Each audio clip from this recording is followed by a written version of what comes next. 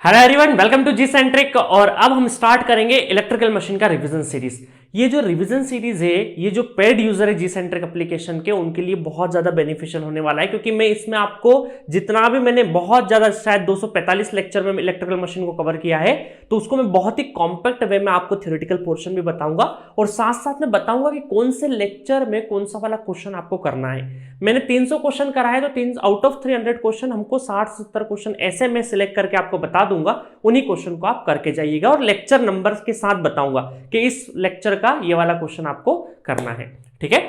और जो लोग पेड यूजर नहीं है वो चिंता मत करिए, उनके लिए भी मैं एक कॉम्पैक्ट फॉर्मेट में फ्री ऑफ कॉस्ट सारा का सारा कॉन्सेप्ट बताने वाला हूं और कौन से कॉन्सेप्ट पे फोकस करना है आपको। देखिए गाइस, जब भी हम लोग कोर सब्जेक्ट होता है ना, किसी भी ब्रांच का कोई भी कोर सब्जेक्ट होता है, तो जब हम पढ़ते हैं तो बहुत सारी एडिशनल इंफॉर्मेशन भी पढ़ते हैं, बहुत सारे ऐसे टॉपिक पढ़ते हैं जो कि चीजें समझने के लिए बहुत ज्यादा जरूरी होते हैं, है ना। ड्यूरिंग इलेक्ट्रिकल मशीन जो मुझसे पढ़े होंगे जानते होंगे, बहुत सारे ऐसी चीजें जो हम लोगों ने कुछ चीजों को समझने के लिए हमें पढ़ना पड़ती है, बट वहां से जरूरी नहीं कि क्वेश्चन आए। तो अब आपको इस रिवीजन सीरीज में आपको मैं बताने वाला हूं कि स्पेसिफिक कौन से टॉपिक पे हमें फोकस करना है जहां से न्यूमेरिकल आने की पॉसिबिलिटी सबसे ज्यादा होगी, और उसका थ्योरेटिकल पोर्शन भी मैं आपको बताऊंगा। सिर्फ नाम नहीं बताऊंगा उसका इन डिटेल कि उस टॉपिक के अंदर के कौन कौन से फॉर्मूले आपको याद रखना है और किस तरीके से याद रखना है, तरीका भी बताऊंगा, ताकि आपका शॉर्ट नोट भी साथ साथ बनता जाए। तो आपको एक काम करना है कि इस वाले सेशन को सुनते सुनते, ठीक है, सुनते सुनते आपकी कॉपी पेन लेके बैठिएगा और सारे के सारे नोट्स आप बनाते रहिएगा। और मैं बोलते जा रहा हूं वहां वहां पे आपको ध्यान रखना है, सुनते जाइएगा। आपने अगर एक बार इलेक्ट्रिकल मशीन पूरा पढ़ रखा है तो ये लेक्चर जैसे ही सुनोगे तो आपके दिमाग में फिट होते जाएगा। हाँ, यहाँ पे इस तरह के क्वेश्चन आते हैं, इस तरह के क्वेश्चन को ऐसे हैंडल करना है, हमें सब कुछ बताऊंगा। तो एक मैं पहले तो ओवरव्यू दे देता हूं, क्योंकि बहुत सारे स्टूडेंट जो कि पेड यूजर नहीं होंगे जी सेंट्रिक एप्लीकेशन के, उनके लिए भी सही रहेगा, ठीक है। और जो पेड यूजर है उनके लिए भी सही रहेगा कि किस तरीके से कौन कौन से लेक्चर में क्या क्या पढ़ाया गया है। तो आपका इलेक्ट्रिकल मशीन में 4 मशीन कवर होती है basically: transformer, DC machine, induction machine और सिंक्रोनस मशीन, ठीक है। और चारों से ही क्वेश्चन आते हैं, चारों मिलाकर 12 से 13 नंबर का आपको वेटेज रखता है ये वाला सब्जेक्ट, ठीक है। और क्वेश्चन आएगा ही आएगा, और यहां के अगर आप 12 से 13 में से कम 10 से 11 अगर नंबर लेके आ गए तो आपका रैंक काफी अच्छा आ जाता है, ठीक है। चलिए, अब बात करूंगा मैं, 2 ब्रांच की बात हो रही है, क्योंकि नए सिलेबस के हिसाब से इंस्ट्रूमेंटेशन वालों को भी ट्रांसफार्मर है, ट्रांसफार्मर सिंगल फेज इंस्ट्रूमेंटेशन वाले बच्चों को भी है, तो वो वाले जो स्टूडेंट है इंस्ट्रूमेंटेशन वाले, उनके लिए भी ये बेनिफिशियल रहेगा, ठीक है। बाकी इलेक्ट्रिकल के लिए तो चारों पढ़ेंगे ही पढ़ेंगे, इंस्ट्रूमेंटेशन वालों के लिए ट्रांसफार्मर का सिंगल फेज और इंडक्शन मशीन में 3 फेज इंडक्शन मोटर आपके काम की है। तो चलिए, सबसे पहले मैं आपको इंट्रोडक्शन दूंगा ट्रांसफार्मर का। ट्रांसफार्मर का सिंगल फेज जो हमने पढ़ा है, उसमें हम लोगों ने लेक्चर 1 से लगा के 12 लेक्चर तक क्या कवर किया है, कुछ बेसिक्स कवर किए। इन बेसिक्स में क्या आएगा, बेसिक्स में फ्लक्स हो गया, फेराडे लॉ हो गया, लेंज लॉ हो गया, ट्रांसफार्मर का कंस्ट्रक्शन हो गया, बीएच कर्व के बारे में बात करी हमने, सीआरजीओस के बारे में बात करी, तो सारी चीजें हम लोगों ने बेसिक्स, बकुल्स रिले के बारे में बात करी, तो सारी बेसिक्स में हम लोगों ने कवर किया है। और साथ में एक मैग्नेटिक सर्किट को भी डिस्कस किया है। तो ये जो मैग्नेटिक सर्किट है, ये गेट के हिसाब से बहुत ज्यादा इंपॉर्टेंट है, क्योंकि यहां से क्वेश्चन आपका आएगा ही आएगा, ठीक है। अभी मैं सिर्फ और सिर्फ ओवरव्यू दे रहा हूं, उसके बाद मैं इन डेप्थ इस वाले लेक्चर को लेके मैग्नेटिक सर्किट के बारे में कौन कौन से फॉर्मूले होते हैं, कौन सी चीजें याद रखना है, वो अभी आपको बताने वाला हूं, ठीक है। चलिए, फिर हम लोगों ने देखा 12 लेक्चर तक कवर किया, फिर 13 लेक्चर से लगा के 23 लेक्चर तक, लेक्चर नंबर 13 से लगा के लेक्चर नंबर 23 तक हम लोगों ने आइडियल ट्रांसफार्मर के बारे में देखा और आइडियल ट्रांसफार्मर में कुछ कंडीशन बताई। उन कंडीशन में फिर हम लोगों ने प्रैक्टिकलिटीज मिक्स करी, और पहली प्रैक्टिकलिटीज जो मिक्स करी थी वो हमने कौन सी करी थी, मटेरियलिस्टिक, लाइक हिस्टेरिसिस लॉस और एडी करंट लॉस।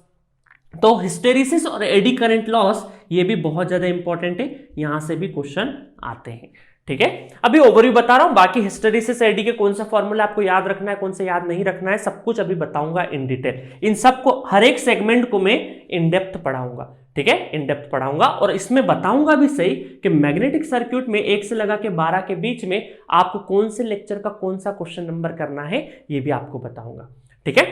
चलिए, नेक्स्ट हम लोगों ने पढ़ा कि लेक्चर नंबर 24, 25 और 26, 3 लेक्चर में हम लोगों ने इक्विवेलेंट सर्किट बनाया, ट्रांसफार्मर का इक्विवेलेंट सर्किट कैसे बनता है, और साथ में रेफरिंग पैरामीटर हम लोगों ने देखा। रेफरिंग पैरामीटर का मतलब है कि प्राइमरी से सेकेंडरी और सेकेंडरी से प्राइमरी पे पैरामीटर उठा के लेके आएंगे तो किस तरीके के रिलेशन रहेंगे, बहुत ज्यादा इंपॉर्टेंट है ये, है ना, रेफरिंग पैरामीटर। नेक्स्ट है हमारा लेक्चर नंबर 27 से 31, लेक्चर नंबर 27 से लगा के 31 में हम लोगों ने टेस्ट देखा, ओपन सर्क्यूट टेस्ट देखा और शॉर्ट सर्क्यूट टेस्ट देखा। दोनों की दोनों बहुत ज्यादा इंपॉर्टेंट है, यहां से भी क्वेश्चन आने की पॉसिबिलिटी रहती है। नेक्स्ट हम लोगों ने देखा लेक्चर 32 और 33 में पर यूनिट कॉन्सेप्ट। ये पर यूनिट कॉन्सेप्ट ट्रांसफार्मर में बहुत ज्यादा इंपॉर्टेंट है, क्योंकि पर यूनिट अगर आपको क्लियर है तो वोल्टेज रेगुलेशन के बहुत सारे कॉन्सेप्ट आप आसानी से, बहुत सारे क्वेश्चन बहुत आसानी से सॉल्व कर सकते हैं। तो पर यूनिट में भी 2 स्टैंडर्ड फॉर्मूले होते हैं, बहुत ज्यादा यूजफुल फॉर्मूले, अभी बताऊंगा, जब डेप्थ में पढ़ाऊंगा तब सब बताऊंगा। नेक्स्ट है आपका लेक्चर 34 से 39 हम लोगों ने देखा वोल्टेज रेगुलेशन के बारे में। ये भी अपने आप में बहुत ज्यादा इंपॉर्टेंट है, यहां से भी क्वेश्चन की पॉसिबिलिटी होती है हर साल, ठीक है, लेक्चर नंबर 34 से 39 के बीच में। देन हम लोगों ने लेक्चर 40 से 45 के बीच में देखा इफिशियंसी के ऊपर कॉन्सेप्ट। सारे के सारे जो कॉन्सेप्ट है वो इफिशियंसी के ऊपर देखे, और यहाँ पे इफिशियंसी वाले सेगमेंट में हम लोगों ने रेगुलेशन, टेस्ट, मिक्सिंग क्वेश्चन भी करे हैं, क्योंकि एफिशिएंसी क्या होता है, output upon output plus losses. तो लॉसेस जो है वो लॉसेस ये भी हो सकते हैं, इनको कोर लॉस बोलते हैं, दोनों को मिला के, इन दोनों को मिला के क्या बोलते हैं, कोर लॉस बोलते हैं। और फिर यहां पर भी लॉसेस के बारे में हम लोगों ने देखा। तो अल्टीमेटली एफिशिएंसी में बहुत सारे न्यूमेरिकल इस तरीके से आएंगे जिसमें मिक्स्ड कॉन्सेप्ट होंगे। मिक्स्ड कॉन्सेप्ट इसके भी हो सकते हैं, टेस्ट के भी हो सकते हैं, पर यूनिट के भी हो सकते हैं, ठीक है। तो एफिशिएंसी का कॉन्सेप्ट भी हम लोग देखेंगे। नेक्स्ट है हमारा लेक्चर नंबर 46 से 52 के बीच में हम लोगों ने देखा डॉट कन्वेंशन, कि डॉट कैसे मार्क करते हैं हम लोग ट्रांसफार्मर में। बहुत ज्यादा इंपॉर्टेंट कॉन्सेप्ट है, ये मैंने नेटवर्क थ्योरी में भी डिस्कस किया है। पोलरिटी टेस्ट भी हम लोगों ने देखा है। देन ऑटो ट्रांसफार्मर, तो इन तीनों में ऑटो ट्रांसफार्मर के ऊपर सबसे ज्यादा क्वेश्चन पूछे जाते हैं और बहुत ही सिंपलेस्ट मैनर में ऑटो ट्रांसफार्मर के क्वेश्चन आते हैं, ठीक है गाइस। उसके बाद हमारा आता है लेक्चर नंबर 53 से लगा के 55 पैरेलल ऑपरेशन।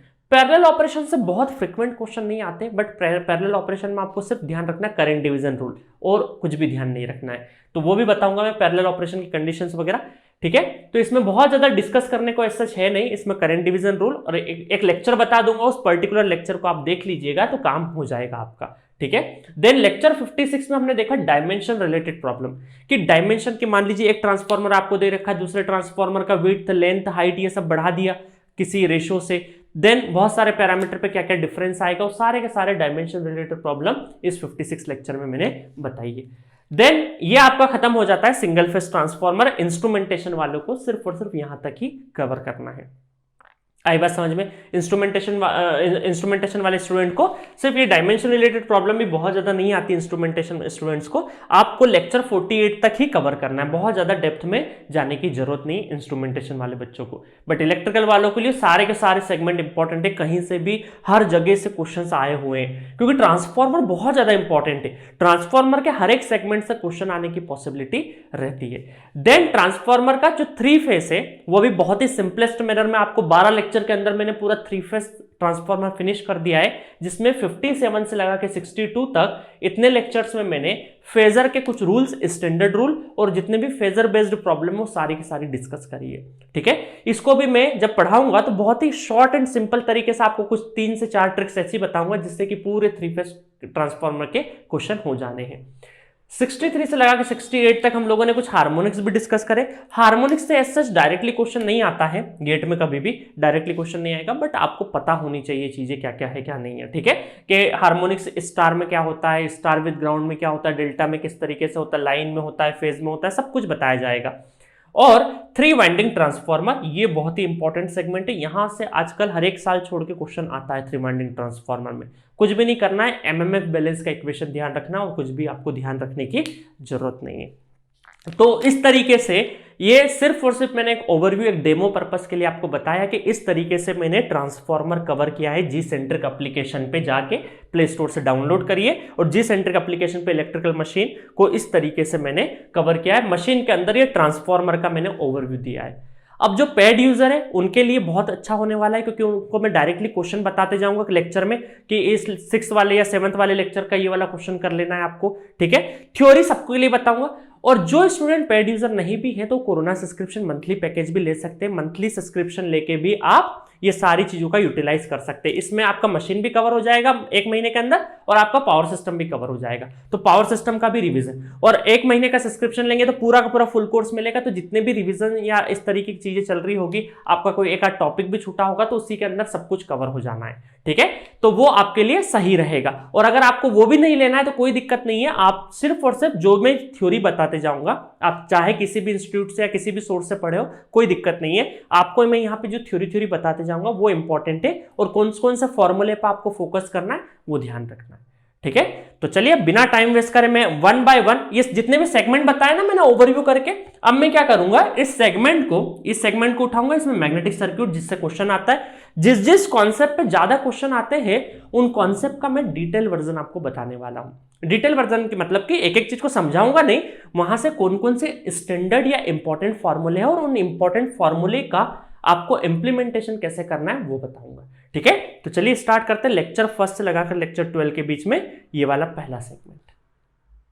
सो चलिए गाइस स्टार्ट करते हैं वन बाय वन। पहला सेगमेंट है जो कि लेक्चर 1 से लगा के 12 के बीच में बेसिक्स और मैग्नेटिक सर्किट है। देखिए बेसिक्स में मैंने क्या क्या पढ़ाया, सिर्फ ओवरव्यू ले लीजिए, बाकी चीजें इनमें से जिसको कुछ डाउट हो तो आप जाके लेक्चर नंबर देख लीजिएगा। ठीक है, बेसिक्स में मैंने फैराडे लॉ के बारे में बताया, फ्लक्स और फ्लक्स लिंकेज क्या होता है इसके बारे में बहुत डेप्थ में बताया, लेंज लॉ क्या होता है, सीआरजीओस मटेरियल के बारे में हम लोगों ने डिटेल डिस्कशन किया है, magnetic material non magnetic material में क्या डिफरेंसेस होता है सब देखा हमने, बीएच कर्व के बारे में बहुत डिटेल में देखा, बीएच कर्व कैसे बनता है, देन ट्रांसफॉर्मर कंस्ट्रक्शन के बारे में देखा हम लोगों ने, और बकुल्स रिले के बारे में देखा।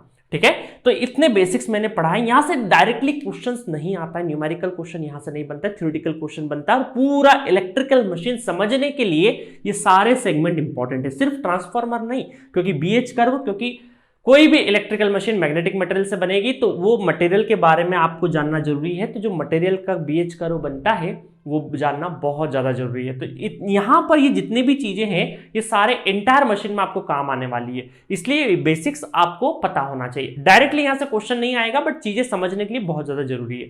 देन क्वेश्चन जो आएगा आपका मैग्नेटिक सर्किट से आएगा, इसके दूसरे हिस्से से मैग्नेटिक सर्किट से क्वेश्चन आएगा। देखिए मैग्नेटिक सर्किट समझने से पहले आप ये समझिए कि इलेक्ट्रिकल सर्किट क्या होता है। तो इलेक्ट्रिकल सर्किट आप समझेंगे तो इलेक्ट्रिकल सर्किट में क्या होगा, एक ईएमएफ होता है।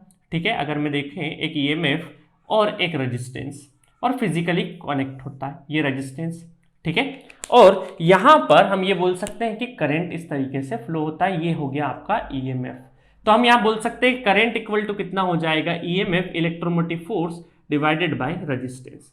ये सिंपल सा एक इलेक्ट्रिकल सर्किट है। अगर मैं मैग्नेटिक सर्किट की बात करूं तो मैग्नेटिक सर्किट देखिए क्या होता है, जो भी आपका कोर है, लेट अस सपोज ये आपका कोर है, ये आपका क्या है कोर, ये आपका कोर है। ठीक है, इन कोर के ऊपर क्या होती है, वाइंडिंग रैपअप होती है। ये प्राइमरी वाइंडिंग, ट्रांसफॉर्मर की अगर बात कर रहे हैं प्राइमरी वाइंडिंग, और ये होता है सेकेंडरी वाइंडिंग। ठीक है, तो यहां पर दोनों वाइंडिंग के बीच में फिजिकल कांटेक्ट नहीं होता है, बट यहां पर जैसे ही मान लीजिए जैसे ही हम लोग क्या करेंगे, यहां पे सप्लाई देंगे वोल्टेज V से सप्लाई देंगे, तो यहां पर ये नंबर ऑफ टर्न्स पहले से और यहां करंट गया, तो current into number of turns क्या बन जाता है, एमएमएफ बन जाता है। क्या बन जाता है, एमएमएफ क्या होता है आपका, MMF equal to number of turns into current, ampere turns भी बोल सकते हैं। तो ये हमारा क्या हो गया एमएमएफ। अब एमएमएफ की वजह से क्या होगा, एमएमएफ की वजह से यहां पर आपका फ्लक्स सेटअप हो जाता है। इस जो मैग्नेटिक मटेरियल, ये किस मटेरियल का बना होता है, सीआरजीओस मटेरियल का बना होता है। ठीक है, कोई भी मैग्नेटिक मटेरियल सीआरजीओस मटेरियल है, मैग्नेटिक मटेरियल है, ferromagnetic material, highly ferromagnetic material है। हाईली फेरोमैग्नेटिक क्यों लेते हैं, क्योंकि हम चाहते हैं कि ज्यादा से ज्यादा फ्लक्स आपका कहां से जाए, इस वाले पाथ से जाए। ठीक है, तो अगर ये हाईली फेरोमैग्नेटिक मटेरियल तो इसमें क्या हो जाएगा, फ्लक्स सेटअप हो जाएगा। ठीक है, एमएमएफ की वजह से क्या हो जाएगा, आपका फ्लक्स सेटअप हो जाएगा। तो इसका अगर मैं एक इक्विवेलेंट सर्किट टाइप बनाऊं तो क्या हो जाएगा, एक तो एमएमएफ रहेगा इसमें, एक क्या रहेगा एमएमएफ मैग्नेटोमोटिव फोर्स, और ये देखिए वायर वगैरह मत समझिएगा, इसका रिप्रेजेंटेशन बता रहा हूं आपको। और देखिए इस फ्लक्स को अपोज करेगा, ये जो पाथ है ना, ये जो मैग्नेटिक मटेरियल है इसमें भी एक अपोजिशन कैरेक्टर होगा, एक अपोजिशन पैरामीटर होगा। तो वो जो अपोजिशन होगा उसको बोलते हैं हम लोग रिलक्टेंस। क्या बोलते हैं उसको हम लोग, रिलक्टेंस। नाम याद रखिएगा, रिलक्टेंस क्या करता है, it oppose the flow of flux, flow of flux को अपोज करता है। तो ये मैं इससे रिप्रेजेंट कर देता हूं, रिलक्टेंस को। ये रिलक्टेंस कोर का रिलक्टेंस है ना, कोर का, ये जस्ट आर टाइप बनाया, थोड़ा सा अलग सिंबल बना दिया, और यहां से आपका क्या जाएगा, फ्लक्स जाएगा, फ्लक्स। ठीक है। तो अब इन दोनों को, ये इलेक्ट्रिकल सर्किट है और ये मैग्नेटिक सर्किट है। अब देखिए दोनों में क्या सिमिलरिटी है, यहां पर इलेक्ट्रोमोटिव फोर्स क्या करता है, आपके इलेक्ट्रॉन को क्या करता है, प्रेशराइज करता है, या मैग्नेटिक मोटिव फोर्स क्या करता है, फ्लक्स सेटअप करेगा। तो यहां पर इलेक्ट्रॉन का मूवमेंट मतलब करंट फ्लो, ठीक है, इस तरीके से बोल सकते हैं, दोनों अपोजिट होता है बट फ्लो तो क्या होगा, उसकी वजह से ही फ्लो हो रहा है। तो यहां पर हम दोनों को अगर कंपेयर करें तो जो काम यहां पे ईएमएफ कर रहा है वही काम यहां पे कौन कर रहा है, एमएमएफ कर रहा है। तो हम ये बोल सकते हैं कि EMF is analogous, not exactly same नहीं है, एनालॉगस है एमएमएफ, ठीक है। जो काम यहां करंट कर रहा है वही काम यहां पे क्या हो रहा है, फ्लक्स हो रहा है, फ्लक्स, यहां करंट फ्लो हो रहा है या फ्लक्स का फ्लो बोल सकते हैं, फ्लक्स फ्लो या फ्लक्स सेटअप बोल सकते हैं, सेटअप, फ्लक्स सेटअप हो जाएगा, ठीक है। देन यहां पे जो रेजिस्टेंस है वो यहां पे उसका एनालॉगस क्या है, रिलक्टेंस है, यहां पे क्या है, रिलक्टेंस है। बट दोनों में बहुत डिफरेंस है, यहां पे हीट क्या होती है, डिसिपेट होती है एक्टिव पावर के फॉर्म में, बट यहां पे क्या होगा आपका एनर्जी, यहां पे एनर्जी डिसिपेट होता है बट यहां पे एनर्जी क्या है, स्टोरेज फॉर्म में जाएगा, क्योंकि मैग्नेटिक फॉर्म है ये, है ना, हीट डिसिपेट नहीं करेगा, स्टोरेज फॉर्म में जाएगा, ठीक है। तो ये एनालॉगस है, ये रिलक्टेंस, रेजिस्टेंस के एनालॉगस क्या हो गया, रिलक्टेंस, करंट के एनालॉगस फ्लक्स हो गया, ईएमएफ के एनालॉगस क्या हो गया, एमएमएफ हो गया। तो जिस तरीके से current equal to EMF divided by resistance लिखा है, तो सिमिलर वे में क्या मैं ऐसा बोल सकता हूं यहां पे कि फ्लक्स इक्वल टू क्या हो जाएगा, MMF divided by reluctance, MMF divided by reluctance. तो पहला ये फॉर्मूला आपको याद रखना है, और इसका फॉर्मूले भी इस तरीके से, एमएमएफ क्या होता है, number of turns into current, तो number of turns into current divided by reluctance, ठीक है। तो ये फॉर्मूला जो ब्लॉक बनाते जा रहा हूं फॉर्मूला आपको ध्यान से याद रखना है। अब इसको याद रखने के लिए कोई दिक्कत आ जाएगी क्या, नहीं दिक्कत होगी, क्योंकि अगर I equal to V by R याद है तो ये flux equal to MMF divided by reluctance याद रहेगा आपको। ये रिलक्टेंस किसका है, अभी कोर का रिलक्टेंस है, ठीक है, कोर का रिलक्टेंस है। तो इतना याद रहेगा आपको, यहां तक की बात समझ में आ गई। अब आगे चलते हैं हम लोग, आगे चलेंगे तो अब आपको एक और चीज पता होगी कि इसको डिफाइन करने के लिए हमने एम्पेयर सर्कुटल लॉ की हेल्प ली थी। तो एम्पेयर सर्कुटल लॉ क्या होता है, क्लोज इंटीग्रल में H dot D L equal to I enclosed, ये एम्पेयर सर्कुटल लॉ होता है। इससे हम लोगों ने पूरा डेरिवेशन किया है लेक्चर्स में, अभी आपको डेरिवेशन की जरूरत नहीं है। अब ये समझिए कि जो एच है, एच मैग्नेटिक फील्ड इंटेंसिटी, क्या बोलते हैं इसको, मैग्नेटिक फील्ड इंटेंसिटी, इसकी यूनिट ध्यान रखिएगा, ये होता है एम्पेयर टर्न्स पर मीटर। ये क्या होता है, एम्पेयर टर्न्स पर मीटर। अब देखिए पर मीटर का मतलब, इसको अगर मैं थोड़ा सा देखूं तो H इक्वल टू कितना हो जाएगा, एम्पेयर टर्न, एम्पेयर मतलब करंट, टर्न मतलब N, तो ये क्या हो जाएगा N इंटू आई, है ना, ampere turns divided by metre. Metre मतलब कि जो कोर का जो लेंथ है, मीन लेंथ, ये जो लेंथ है पूरा LC, इसको क्या बोलते हैं, कोर का मीन लेंथ, मीन मतलब कि मिडिल से हम लोग लेंथ ले रहे हैं पूरा, तो इसको बोलते हैं LC को बोलते हैं कोर मीन लेंथ। तो मीटर मतलब कि LC हो जाएगा, मीटर मतलब कि LC। C क्यों है, लेंथ का L और C मतलब कोर का है, इस वजह से कोर का बोल दिया है। तो आपको ये ध्यान रखना, H equal to NI divided by LC, ये वाला फॉर्मूला भी आपको ध्यान में रखना है, ठीक है। अच्छा, अगर H आ चुका है तो अब आपको पता होगा फैराडे लॉ के हिसाब से कि phi इक्वल टू कितना होता है, B इंटू AC होता है, ठीक है। और आपको यह भी पता होगा कि B इक्वल टू कितना हो जाएगा, म्यू नॉट म्यू आर और H। तो H आपका निकला हुआ है, B पता चल जाएगा, और ये जो AC है ये क्या होता है, ये आप देखिएगा ना, ये जो देखिए आपको बता देता हूं मैं आपको कि यहां पर ये अगर मैं 3D में बनाऊं, ये अगर मैं 3D में बनाता हूं, ठीक है, ये 3D में अगर हम लोग बनाएंगे तो ये जो क्रॉस सेक्शन एरिया है पूरा का पूरा एक स्क्वायर शेप में निकलेगा, है ना, लिम्ब, ये जो लिम्ब होती है ये कुछ स्क्वायर शेप में इस तरीके से रहेगा। तो ये जो एरिया होता है इसको कट करेंगे हम लोग, इसको कट करके, जैसे इस पेन को मैं कट कर दूं, ये पेन एक लिम्ब है, इसको कट कर दूं, ये दिख रहा है क्रॉस सेक्शन एरिया, तो ये आपका क्या होता है, क्रॉस सेक्शन एरिया कहलाएगा। ये क्या कहलाएगा आपका, क्रॉस सेक्शन एरिया इस कोर का। आई बात समझ में, तो ये क्रॉस सेक्शन एरिया AC बोलेंगे, ठीक है। इसको मैं रफ कर देता हूं यहां पे। तो इसका मतलब क्या हो जाएगा कि फाई अगर लिखना है तो B पता है हमें, B कितना है, mu naught mu R H, तो mu naught mu R H की जगह मैं लिख देता हूं, ये H की जगह पूरा फॉर्मूला, तो NI divided by LC into AC। तो ये आपका फ्लक्स का फॉर्मूला हो गया, ठीक है।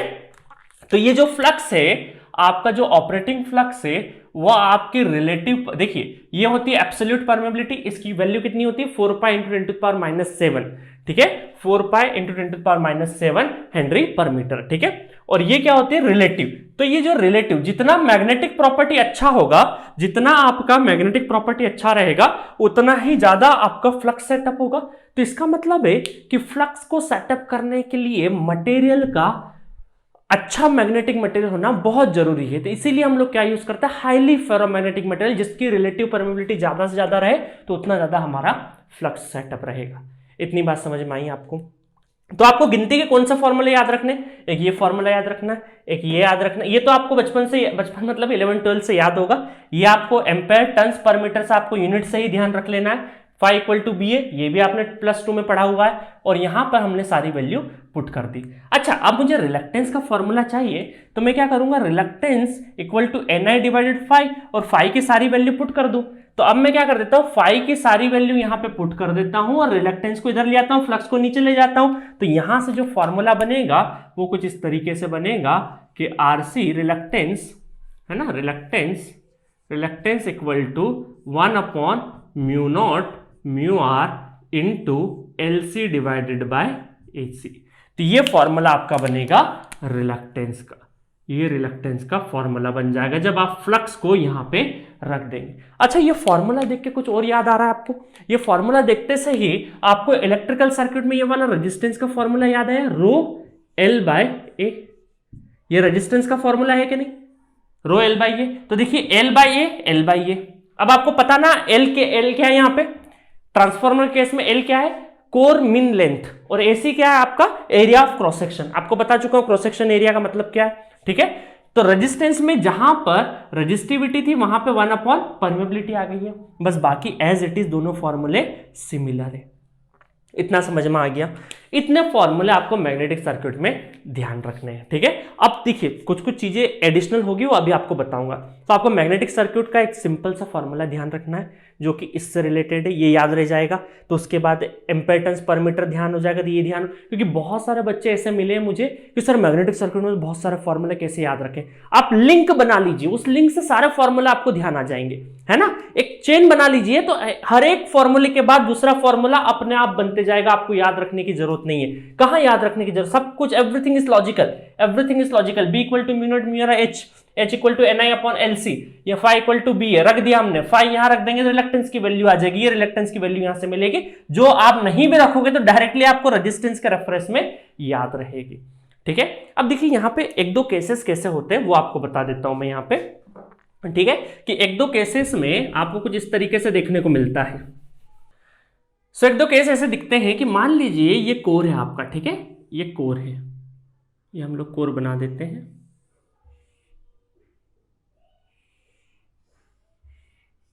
इस कोर को कट कर दिया है, यहां पे क्या कर दिया है, कट कर दिया है, और आपसे बोला है कि बताइए अब यहां पे फ्लक्स वगैरह या कुछ भी पूछा जाएगा, कुछ भी पैरामीटर पूछा जाएगा, कोर को कट कर दिया, मतलब ये एयर गैप बना दी। क्या बना दी, ये एयर गैप बना दिया, ठीक है, एयर गैप बना दिया। तो अब हमें क्या करना है, देखिएगा यहां पे ये क्या है आपका लेंथ ऑफ एयर गैप, ये कौन सी लेंथ हो जाएगी, एयर गैप लेंथ LAG, ठीक है, और बची हुई ये लेंथ क्या रहेगी आपकी LC लेंथ। कौन सी लेंथ हो जाएगी, LC कोर की लेंथ है, और ये एयर गैप लेंथ है, ठीक है। तो अब रिलक्टेंस भी अलग अलग आएगा, एयर का भी अपना एक रिलक्टेंस होगा, क्योंकि फ्लक्स क्या होता है, देखिए किसी भी वायर को कट कर देंगे तो करंट फ्लो करेगा क्या, नहीं करेगा, क्योंकि करंट फ्लो होने के लिए आपका फिजिकल कांटेक्ट जरूरी है, बट फ्लक्स फ्लो होने के लिए क्या है, फिजिकल कांटेक्ट जरूरी नहीं है, फ्लक्स तो एयर में भी फ्लो हो जाएगा। अगर यहां से फ्लक्स सेटअप हो रहा है, ये जो फ्लक्स सेटअप हो रहा है, तो ये आपके एयर में भी क्या होगा, फ्लक्स फ्लो करेगा। तो that is the dissimilarity between current and flux, है ना, एक दूसरे के एनालॉगस है बट एग्जैक्टली सेम नहीं है, क्योंकि एक वायर को कट करेंगे तो करंट फ्लो नहीं करेगा, बट आप एक मटेरियल को हटा देंगे तो एयर के थ्रू क्या है, आपका फ्लक्स फ्लो हो सकता है, ठीक है।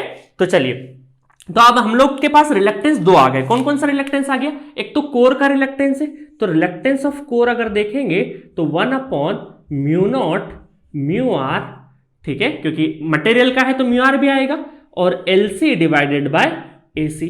अब देखिए एरिया ऑफ क्रॉस सेक्शन अगर देखें तो ये एयर में से भी, एयर का भी मान लीजिए ये है थोड़ी देर के लिए, ये जो लिम्ब है ये कुछ इस तरीके से पेन है, ठीक है, और मैं क्या कर देता हूं यहां पे, इसको मैंने कट कर दिया थोड़ी देर के लिए इस तरीके से, ये एयर है।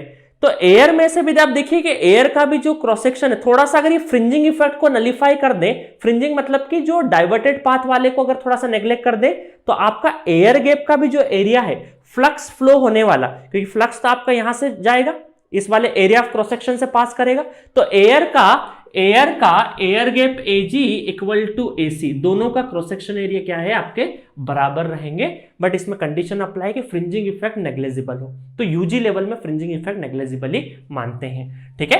तो यहां पर ये कोर का हो जाएगा, और रिलक्टेंस ऑफ एयर गैप क्या हो जाएगा, रिलक्टेंस ऑफ एयर गैप, अब एयर में तो कोई मटेरियल है नहीं, एयर में तो कोई मटेरियल नहीं है, तो इस वजह से सिर्फ और सिर्फ म्यू नॉट ही रहेगा, ये गड़बड़ हो जाती नहीं तो बहुत सारे बच्चे गड़बड़ कर देते हैं, L A G divided by A A G, तो ये दोनों क्रॉस सेक्शन एरिया क्या रहेंगे बराबर रहेंगे, लेंथ आपकी अलग अलग रहेगी, और mu naught mu R upon mu naught. अब देखिए जो लेंथ है ना, ये एजी की लेंथ है, ये एसी के बराबर बहुत ही कम रहती है, तो इसलिए रिजल्टेंट में ज्यादा अंतर नहीं आता है, जो फाइनल आंसर आएगा आपका बहुत ज्यादा डिफरेंस नहीं आएगा, ठीक है। तो अब चलिए, अब हमें अगर फ्लक्स निकालना है तो फ्लक्स इक्वल टू हम क्या करते हैं, एमएमएफ अपॉन, जैसे एमएमएफ अपॉन रिलक्टेंस, तो अब रिलक्टेंस कौन कौन सा हो गया हमारा, reluctance R A C plus reluctance of R A G, दो रिलक्टेंस निकल आए, ठीक है, इतनी बात समझ में आई। तो ऐसा कटिंग करके भी आपसे क्वेश्चन पूछा जा सकता है, तो आपको ध्यान रखना है कि यहां म्यू आर नहीं आएगा,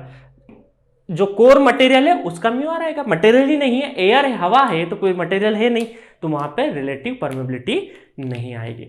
तो आपको ये इतने कॉन्सेप्ट मैग्नेटिक सर्किट में मैंने पढ़ाए हैं, इनको इन डेप्थ पढ़ाए, बट उसकी जरूरत नहीं है अभी, आप सिंपली ये जितना आपके सामने बोर्ड पर फॉर्मूले लिखे इतने सफिशिएंट है किसी भी मैग्नेटिक सर्किट के क्वेश्चन को क्रैक करने के लिए, ठीक है। इसमें टॉरॉइडल वाला भी मैंने क्वेश्चन करवाए, तो अब आपको क्वेश्चन कौन से करना है ना, अब मैं क्वेश्चन का बता देता हूं, क्वेश्चन आपको कौन से करना है, आपको क्वेश्चन करना है लेक्चर नंबर 11 और लेक्चर नंबर 12, लेक्चर नंबर 11 का क्वेश्चन नंबर 2 कर लीजिए, और लेक्चर नंबर 12 का क्वेश्चन नंबर 9 कर लीजिए। ये दो क्वेश्चन कर ले जाएंगे तो बाकी सारी चीजें आपकी कवर हो जाएगी, सारे कॉन्सेप्ट आपके इन्हीं दो क्वेश्चन में कवर हो जाने हैं, ठीक है। अगर थोड़ा सा अच्छा लगे तो इसका दाएं बाएं का भी एक आध क्वेश्चन कर सकते हैं, आपकी श्रद्धा भक्ति है, बट ज्यादातर इस जितने भी फॉर्मूले मैंने सिखाए हैं, तो आपको ये पूरे मैग्नेटिक सर्किट से ज्यादा मैंने क्वेश्चन तो बहुत सारे करवाए, बट आपको क्वेश्चन सिर्फ लेक्चर नंबर 11 और लेक्चर नंबर 12 से क्वेश्चन नंबर 2 और क्वेश्चन नंबर 9 कर लेना है। तो जो जी सेंटर के पेड यूजर है जल्दी से आप जाइए और इन दो क्वेश्चन को क्रैक कर लीजिए, और ये अपने एक शॉर्ट नोट कॉपी बना के रखिए, शॉर्ट नोट कॉपी बना के रखिए जिसमें सारे फॉर्मूले आप नोट डाउन कर लीजिए कि कैसे होंगे, ठीक है। और ये दो क्वेश्चन आप ट्राई कर लीजिए, जिससे कि ये थ्योरी भी हो गई, और इन दो क्वेश्चन के थ्रू इन थ्योरी वाले जितने भी आपके शॉर्ट नोट वाले फॉर्मूले हैं उन सबका एक बार प्रैक्टिस हो जाएगा, ठीक है। तो इस तरीके से हमारा लेक्चर नंबर 1 से लगा के 12 तक का पूरा रिवीजन हो गया, और मैंने बता दिया कि क्वेश्चन कहां से पूछते हैं, और ये दो क्वेश्चन आपको कर लेना है। तो चलिए आप सेकंड सेगमेंट की तरफ बढ़ते हैं।